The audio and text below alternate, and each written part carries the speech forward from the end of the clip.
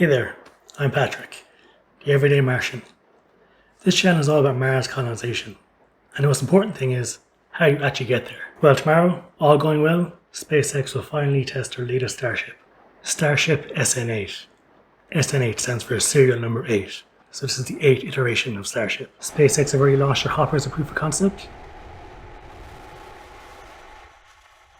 and since then have been churning out Starships with varying degrees of success. SN1, 2 and 3 all had some form of cryo-proof failure.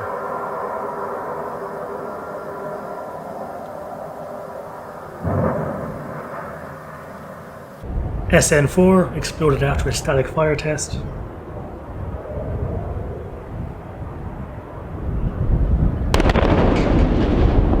SN5 and 6 though both performed a successful 150 meter hop with one Raptor engine.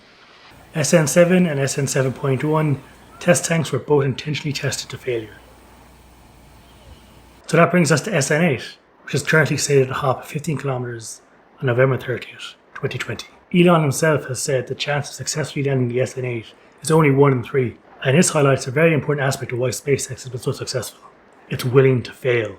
A famous Elon quote, "If things are not failing, you're not innovating enough." Seeing your design epically fail is the quickest way to improve it. So, what's so special about the SN8 hop, and why is it so important?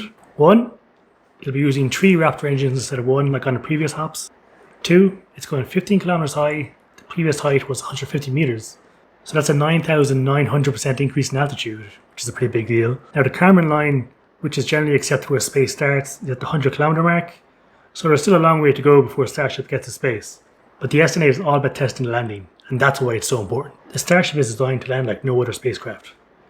It doesn't lie down like the space shuttle. It doesn't splash down like a capsule.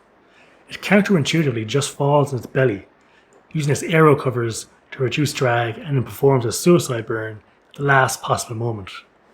I'm sure it'll be one hell of a ride. If they can pull this off, it's going to look awesome.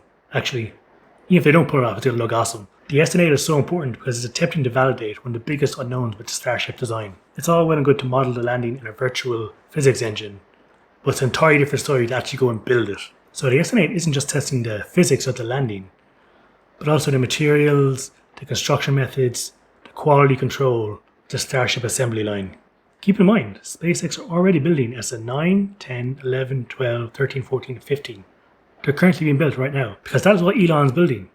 Not just one Starship. He's building a factory that can quickly, reliably, and relatively cheaply build a fleet to colonize Mars. And the SN8 is the biggest test of that factory to date. So, bon voyage SN8, I wish you well. We'll all be watching. And if you're interested in SpaceX and Mars colonization, then make sure you like and subscribe. I'm the Everyday Martian. Thanks for watching.